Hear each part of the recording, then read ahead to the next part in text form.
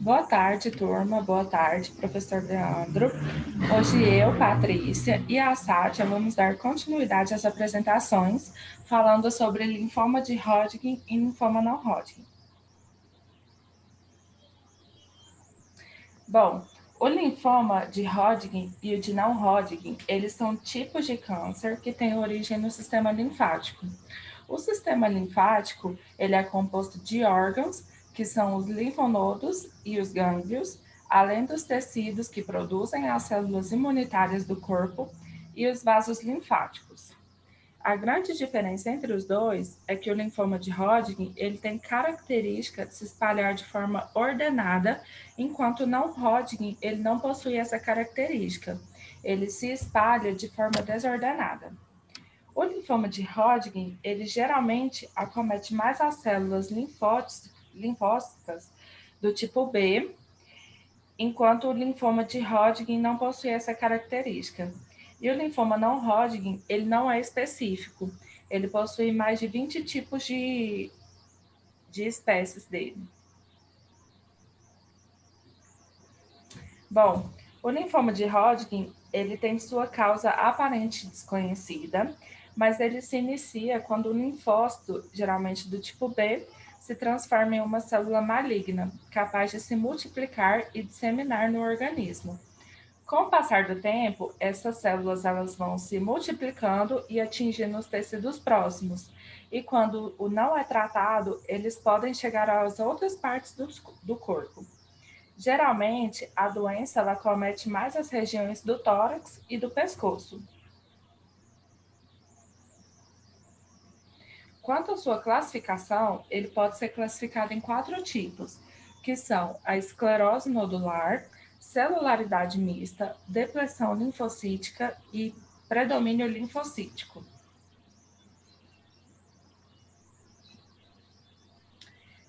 Em relação ao estadiamento, é dividido em 4 estágios, sendo o estágio 1 o envolvimento de uma cadeia linfonodal ou estrutura linfóide, ou um sítio extralinfático.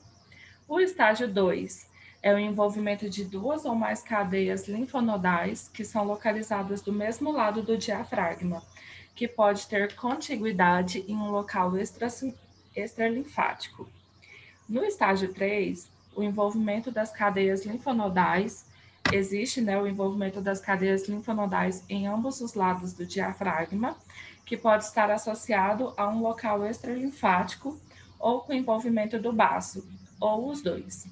No estágio 4, há o envolvimento disseminado de 1 ou mais órgãos extralinfáticos, ou ainda o envolvimento de um local extralinfático com envolvimento linfonodal à distância. Eles ainda podem ser classificados em A, B ou X, sendo que são classificados como A quando não há sintomas sistêmicos, são classificados de forma B quando o paciente ele apresenta algum sintoma sistêmico, tais como febre, sudorese noturna e perda de peso sem justificativa aparente.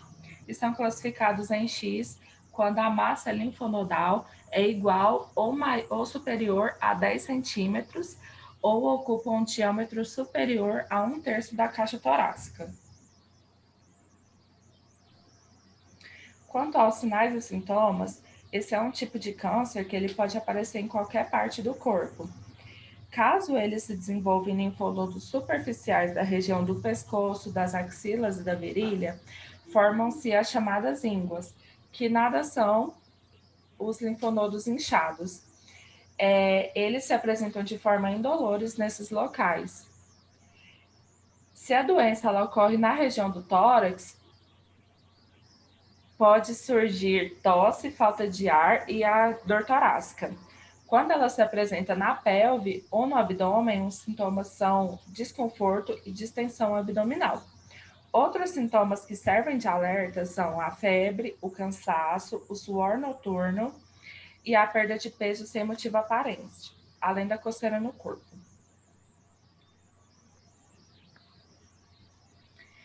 Esse é um tipo de câncer que ele pode acometer indivíduos em qualquer faixa etária, porém ele é mais comum surgir durante o período da adolescência e na de adulto jovem, variando aí dos 15 anos aos 29 anos de vida.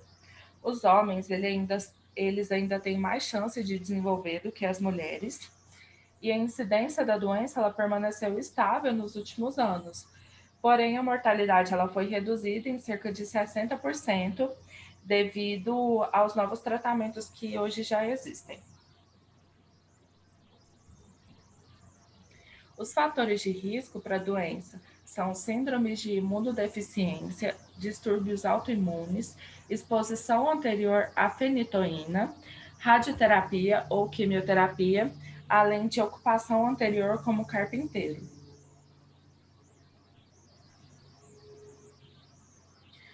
Para o diagnóstico, é sempre necessário fazer uma biópsia. O ideal é sempre que essa biópsia seja feita no modelo excisional, que é a remoção inteira do linfonodo ou do tecido acometido. Dessa forma, há a preservação da arquitetura do linfonodo e facilita a classificação histopatológica. Também pode ser feita a biópsia incisional, que é aquela que a gente remove apenas uma parte do tecido acometido, mas ela não é muito utilizada. Quanto aos exames de imagem, o padrão ouro que a gente tem é o chamado PET-CT, que é uma tomografia computadorizada com emissão de pósitrons. Mas aqui no Brasil ainda não existem muitos centros em que utiliza esse modelo de exame. Por isso, o mais utilizado é a tomografia computadorizada com uso de contraste. A radiografia de tórax ela pode ser utilizada apenas para detectar a presença de acometimento mediastinal. Bom, agora falando sobre o linfoma não Hodgkin, as suas causas também são desconhecidas, porém o que nós sabemos é que as alterações de DNA elas são causadas durante a vida da pessoa. É muito pouco provável que ela seja herdada de forma genética. Pode acontecer, mas não é muito comum. Quanto à sua classificação, a classificação desse tipo de linfoma é bem complexa, porque existem mais de 20 tipos de linfoma não Hodgkin, mas elas são classificadas de acordo com o tipo de célula acometida, ou seja, se foi o linfócito B ou o T, quanto ao seu tamanho, a sua forma e o seu padrão no organismo. De maneira mais fácil, a gente classifica eles em dois grandes grupos, que são os grupos dos indolentes e os grupos dos agressivos. O grupo dos indolentes são os de desenvolvimento lento, enquanto o grupo dos agressivos são de desenvolvimento rápido.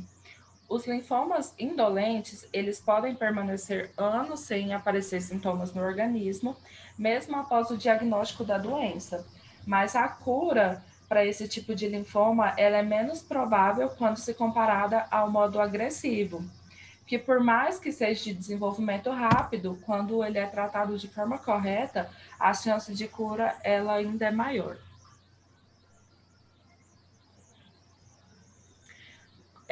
O estadiamento ele consiste, né, em determinar a extensão da doença no corpo do paciente. São estabelecidos 4 estágios também, indo de 1 ao 4, sendo que no estágio 1 observa-se o envolvimento apenas de um grupo de linfonodos, enquanto no estágio 4 há o envolvimento disseminado dos linfonodos. Além disso, cada estágio ele é subdividido de forma A ou B, sendo que a forma A significa que o paciente ele é assintomático e a forma B, o paciente apresenta alguns sintomas, que são aqueles que eu já falei anteriormente, que são febre, sudorese e perda de peso inexplicada. Quanto aos sinais e sintomas, o primeiro sintoma é o aumento rápido e normalmente indolor dos linfonodos na região do pescoço, braços ou virilha. Os linfonodos aumentados na região do tórax, eles podem pressionar as vias respiratórias, que causa tosse, dificuldade para respirar e dificuldade para respirar. Ou também pode pressionar os vasos sanguíneos, causando, assim, inchaço na face, no pescoço e nos braços, que é também chamada de síndrome da veia cava superior. Os linfonodos das partes profundas do abdômen, eles podem pressionar vários órgãos, causando, assim, a perda de apetite, constipação, dor na região abdominal ou inchaço progressivo nas pernas. Alguns linfomas, eles podem aparecer na corrente sanguínea também. Amiga, volta. E na medula óssea. Assim, as pessoas elas podem desenvolver sintomas relacionados a quantidades muito reduzidas de glóbulos vermelhos, glóbulos brancos ou nas plaquetas. O número reduzido de glóbulos vermelhos podem causar anemia, levar à fadiga, à falta de ar e à palidez. Quando o número reduzido está nos glóbulos brancos, pode levar o paciente a ter infecções. Quando o número é reduzido nas plaquetas, pode levar à formação de hematomas e sangramentos. Os linfomas não Hodgkin, eles também podem invadir o aparelho digestivo, a pele e ocasionalmente o sistema nervoso, que pode levar a vários sintomas. Algumas pessoas, elas apresentam febre persistente sem causa evidente, que é a denominada febre de origem desconhecida. Esse tipo de febre geralmente reflete um estágio avançado da doença. Pode passar. Por razões que ainda não são conhecidas, o número de casos desse tipo de câncer aumentou, na verdade, ele duplicou nos últimos 25 anos, principalmente entre pessoas com mais de 60 anos. Porém, esse tipo de linfoma ele é o mais incidente no período da infância. E nesse caso, os homens também são os mais predispostos em relação às mulheres.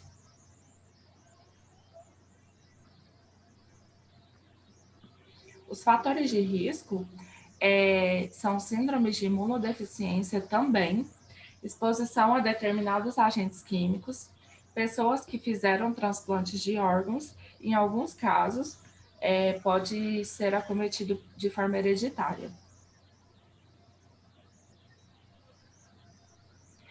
Para o diagnóstico, a gente pode usar exames de imagem, tais como a radiografia de tórax, sendo que nela pode-se detectar tumores na região do tórax e dos pulmões. A tomografia, né, que visualiza internamente os segmentos do corpo por vários ângulos, permitindo imagens mais detalhadas, assim como a ressonância magnética nuclear. O PET-CT, que é o exame que eu já tinha falado anteriormente, ele é uma combinação de duas técnicas para geração da imagem. O paciente ele recebe uma aplicação intravenosa de glicose, que é um tipo de açúcar, marcada com uma substância chamada FDG, que é uma substância que contém uma dose baixíssima de radiação, que a máquina do PET é capaz de detectar, mesmo possuindo baixas quantidades. O linfoma, ele apresenta uma atividade metabólica aumentada quanto a essa substância, então ele consome mais glicose do que o restante das células normais. Por isso, quando existe aplicação dessa glicose com essa substância, rapidamente as células do linfoma o consomem, fazendo então com que o aparelho identifique onde está acontecendo esse consumo, gerando uma imagem desses locais do corpo. Nesse mesmo momento, a máquina realiza uma tomografia computadorizada com imagens extremamente precisas do corpo. Então, o exame de PET-CT, ele junta essas duas imagens, trazendo uma imagem detalhada do corpo humano pela tomografia e a imagem de onde está acontecendo esse consumo de glicose através do PET. Isso mostra com bastante precisão onde estão os tumores, permitindo orientar o tratamento oncológico. Também são realizadas as biópsias, e junto às biópsias e os exames de imagem, são utilizados alguns testes que ajudam a determinar características específicas das células dos tecidos examinados pelo patologista, incluindo anormalidades citogenéticas, tais como os rearranjos nos cromossomos, que são comuns nos linfomas.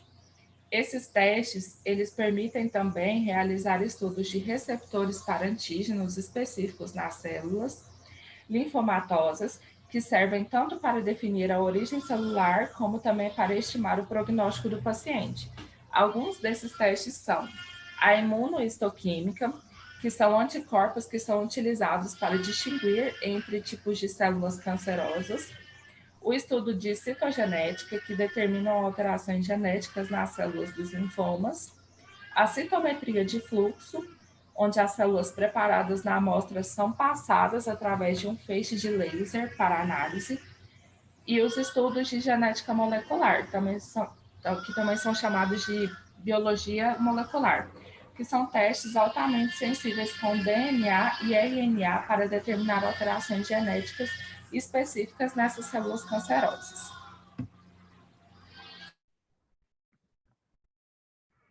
Bom, eu sou a Sátia e vou dar continuidade ao tratamento clínico do linfoma de Hodgkin.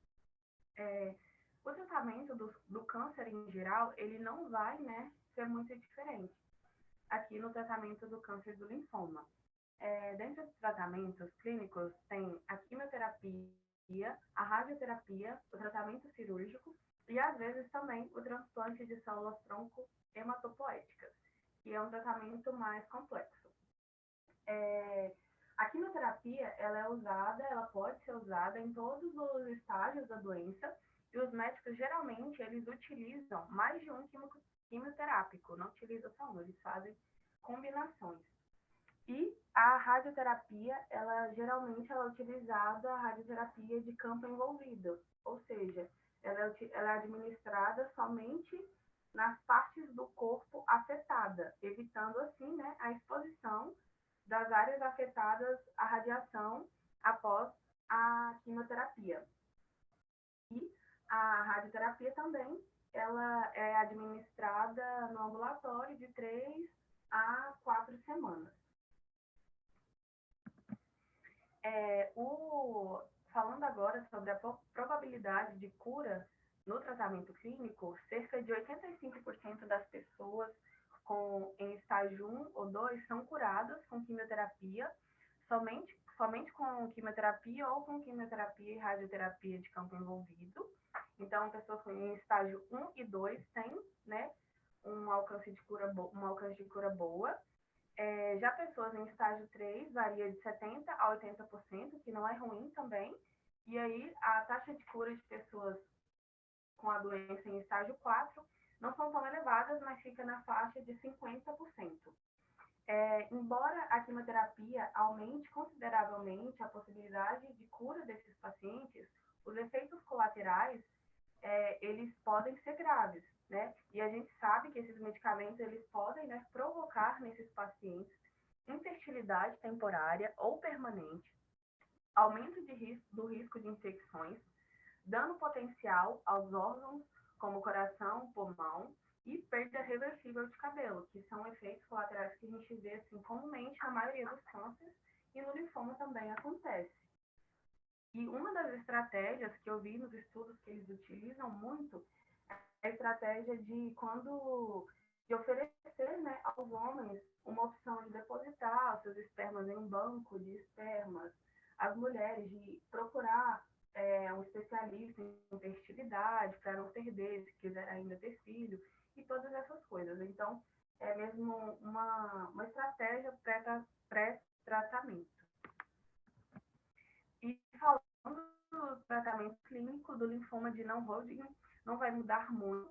Ele também pode ser tratado com a quimioterapia, radioterapia ou com ambas. Pode ser tratado também com a imunoterapia associada à quimioterapia ou sem quimioterapia. A imunoterapia é quando utiliza, os medicamentos constituídos de anticorpos que atacam as células cancerosas. E também um tratamento mais complexo, que é o transplante de células tronco.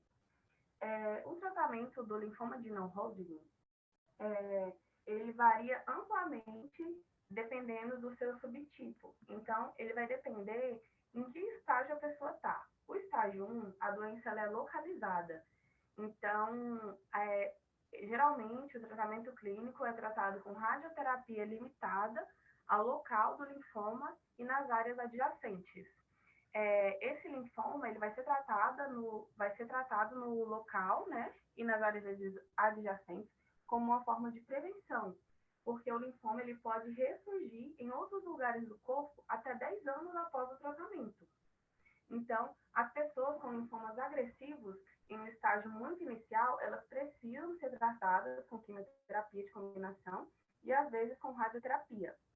Essa abordagem, ela tem de 70% a 90% das pessoas curadas. Então, a maior probabilidade de cura é geralmente nesse estágio. As pessoas em de estágio 2 a 4 são linfomas, são pessoas que estão com a doença já avançada. O tratamento, ele pode incluir a terapia com anticorpos monoclonais, que é esse aí, rituximab, isoladamente, ou também com a quimioterapia. Uma das mais antigas e ainda disponíveis é essa CHOP, que é a mais conhecida, e aí os estudos falam que 60% das pessoas que tomam, que utilizam essa combinação, elas conseguem chegar, alcançar a cura, mas o que é muito curioso no tratamento do linfoma de não-Hodgkin é porque tem pessoas que são do grupo indolentes e tem pessoas que são do grupo agressivo, como a Patrícia falou. E o que está ainda sendo estudado é que as pessoas com linfomas indolentes, elas geralmente não chegam à cura, e pessoas que estão com doenças agressivas, que estão mais agravadas, elas começam o tratamento primeiro e chegam à cura, e as pessoas indolentes não chegam à cura, porque eles preferem não começar o tratamento, sabe? Então, assim, é algo bem controverso e algo que está sendo estudado ainda. E falando sobre o tratamento fisioterapêutico, assim, de uma maneira geral, o INCA afirma que a fisioterapia aplicada à oncologia objetiva principalmente preservar, manter, restaurar a integridade cinético-funcional de órgãos e sistemas do paciente oncológico, e bem como, né, prevenir os distúrbios causados pelo tratamento da doença. Então, a fisioterapia pode atuar tanto na prevenção primária quanto na prevenção secundária ou terciária, né, que é ali depois, né, com os efeitos causados no tratamento clínico, que foi o que eu falei anteriormente, os efeitos causados pela quimio, pela radioterapia. E aí, eu e a Patrícia, a gente traçou, pensamos no tratamento fisioterapêutico para pacientes com linfomas já em um estado mais avançado, um paciente que está, digamos assim, em um ambulatório. Então, a gente traçou alguns objetivos, né? Pensando naqueles sinais e sintomas que a Patrícia citou no início.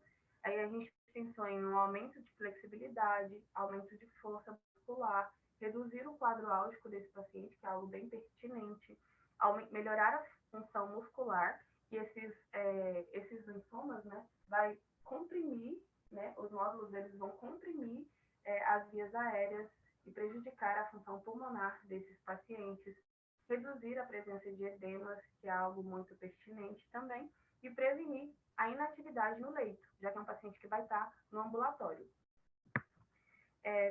E a gente pensou nas seguintes condutas: técnicas de alongamento, tanto de membro superior quanto de membros inferiores, mobilizações articulares, grau 1, grau 2, grau 1, mesmo só para manter a nutrição das articulações, podemos fazer em todas as articulações, grau 2 para manter, né, e aumentar a amplitude de movimento, exercícios passivos, se esse paciente estiver muito debilitado, e assim progredir para exercícios ativos.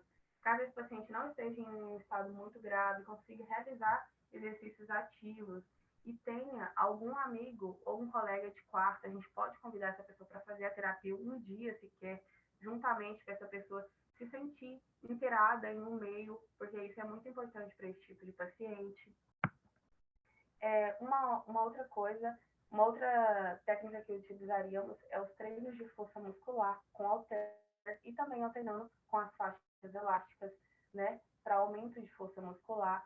Trabalharíamos também o bombeamento de tornozelo para diminuição do edema. Uma outra estratégia que a gente poderia utilizar seria a elevação, né, da cama mesmo, do leito, algumas vezes do dia, ou manter mais essa cama mais elevada durante o dia para diminuição do edema desse paciente, caso esse paciente apresente o edema. E também as mudanças de decúbito no leito, para evitar escaras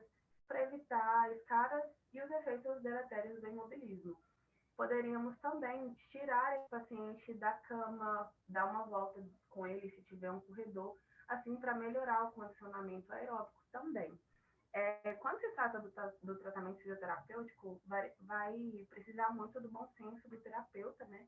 Para saber que tipo de uma boa avaliação também, para saber o que esse paciente pode ou não fazer, que tipo de sintoma ou sinal ele apresenta, o que é bom, o que é ruim para esse tipo de paciente.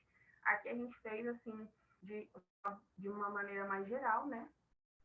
E aí, dando continuidade, uma última conduta, que é dos nossos objetivos, que é a melhora da função pulmonar desse paciente. A gente pensou em realizar exercícios para fortalecer a musculatura respiratória e aumentar a capacidade pulmonar desse paciente. Como o nosso paciente é um paciente que está mais debilitado, a gente pensou em exercícios mais leves mesmo, talvez exercícios mesmo de ensinar uma respiração, né? Porque às vezes as pessoas nem sabem isso. Então, por exemplo, essa primeira fotinha, puxar o ar uma vez pelo nariz e soltar pela boca. Conseguiu? Vamos puxar 2 vezes pelo nariz, 2 vezes e soltar pela boca. Conseguiu? Solta, puxa 3 vezes pelo nariz, soltar 3 vezes pela boca. O paciente conseguiu, agora vai puxar o ar e segurar de 5 a 10 segundos e soltar tudo pela boca. Conseguiu? Agora a gente vai unir o movimento dos braços, puxa o ar pela boca e sobe o braço, solta o ar e abaixa os braços lentamente. Né? Uma consciência corporal também, já vamos trabalhando. Conseguiu? A gente vai unir isso com a bola e assim já vamos trabalhando, né? Movimento, ADM, e também trabalhando a capacidade pulmonar e a musculatura respiratória desse paciente.